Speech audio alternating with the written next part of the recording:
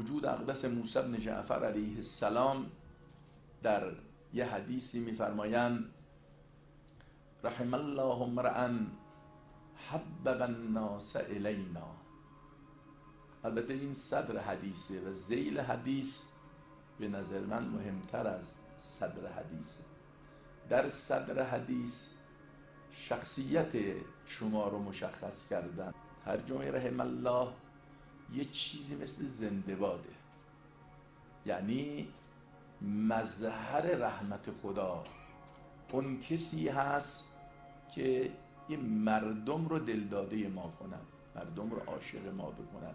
معنای رحم الله دعا نیست، معنای رحم الله چون امام علیه السلام در مقام تبیین میگن رحم الله، در مقام دعا نبودن گفتن رحم الله. مظهر رحمت خدا اون انسانی است که مردم را عاشق و دلداده ما بکند. حبب الناس الینا. این جمله موسی بن جعفر علیه السلام بیانگر اصل ماهیت و واقعیت شماست. اما جمله دوم که در ذیل حدیث است او بیانگر تکلیف و وظیفه شما است. امام علیه السلام فرمودن جروا الینا کل مودة، هر چی عشق هست به طرف ما بکشید. این تکلیف کمی نیست، وظیفه خیلی سنگینی است. یعنی شما اگر در اون من حبب الناس الینا هستید، تکلیفتون اینه، وظیفتون اینه، هر چی عشق هست او رو بکشید به طرف ما. یعنی باید یه کاری بکنید مردم غیر ما رو دوست نداشته باشن، نه که غیر ما کسی رو دوست نداشته باشن، غیر ما اصلا چیزی رو نخوان. شما وقتی میتونید کار رو بکنید که دقیقاً برنامه شما آمیخته باشد با یک تحریک و با یک القاء فکری و خطی، اون وقت میشه این کار رو کرد. بلا تنها یه برنامه احساسی تنها نمیتونه مجری دستور و تکلیف موسی بن جعفر علیه السلام برای شما باشه. برنامه ها منحصرا عاطفی اجرا میشه و منحصرا احساسی اجرا میشود و این درست نیست. این رو موسی بن جعفر نمیپذیرن، نمیپسندن، ائمه هم هیچ کدوم نمیپسندن. حالا اشاره دارم که یه فردی کتابی نوشته بود در باره حضرت زهرا سلام الله علیها. حضرت رو خواب دید و عرض کرد که آیا این کتابی که من نوشتم شما میپسندید؟ حضرت با یه بی‌اعتنایی فرمودن که خب مگه تو میخواستی سرگذشت عمه و خالت رو بنویسی که کتاب رو نوشتی؟ ما مبارزه کردیم، ما جنگیدیم، ما مقابله کردیم با یک جریان عظیم. شما اومدی خورد و خوراک و خواب ما رو نوشتی؟ به این تعبیر ما مثل خط داشت، راه داشت، مسیر داشت، برنامه داشت. اونم بحث برنامه برای اون مردم نداشت، برای اون مردم که انقلاب محسن که اثر نکرد.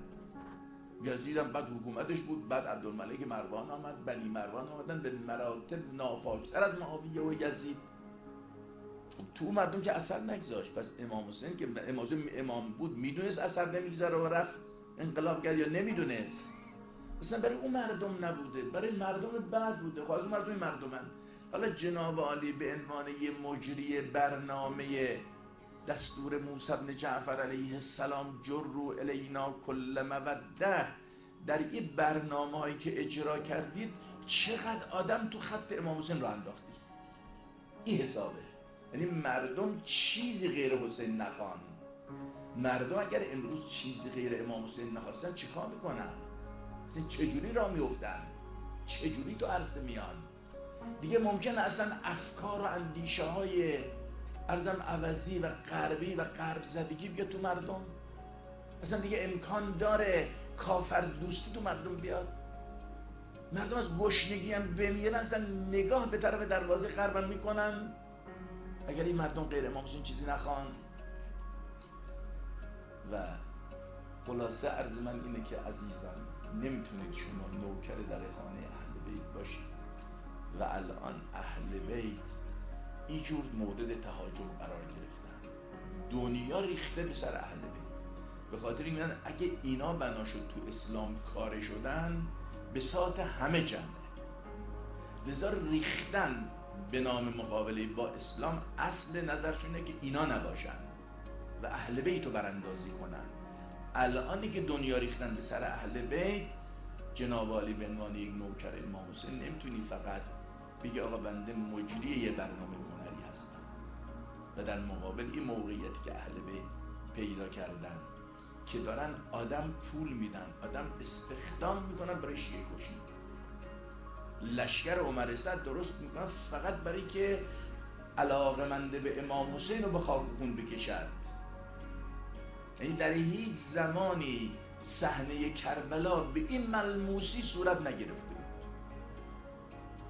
که بیان مقابل چشم بچه 4 ساله یه پدر جوان، یه مادر جوان رو که شیعن و دوستدار اهل بیتن، فقط به جرم شیعه‌گری بچه 4 ساله رو به پنجره درچه خونه ببندن و مقابل چشم بچه 4 ساله سر پدر و مادر جوانش رو ببرن. این کار دارن میکنن. یعنی این رو شما بگذارید کنار سر بریده امام حسینی به دست دختر بچهش دادن. یعنی این اونیه در هیچ زمانی از روزی کربلا شروع شد تا الان اینطور عرصه و صحنه کربلا ملموس نبود که الان هست. یعنی الان دشمن یه جوری ریخته به سر اهل بیت. و برادران و عزیزان، ما نمیتونیم در مقابل این مسئله بی‌تفاوت باشیم. ما روزه خودمون رو بخونیم، عزاداری خودمون رو بکنیم، برنامه خودمون رو اجرا کنیم. اینگاه نه اینگاه تو دنیا همچه خبرایی هم هست. و اگر تو دنیا همچه خبرایی شما وظیفه دارید، باید بیاید تو صحنه، باید بیاید تو عرض مردم با خودتون بیارید تو صحنه. و این یکی از مصادیق فرمایش موسی بن جعفر علیه السلام، جروا الینا کل مودة، تمام عشق رو به طرف ما بکشید و تمام عشق رو متوجه ما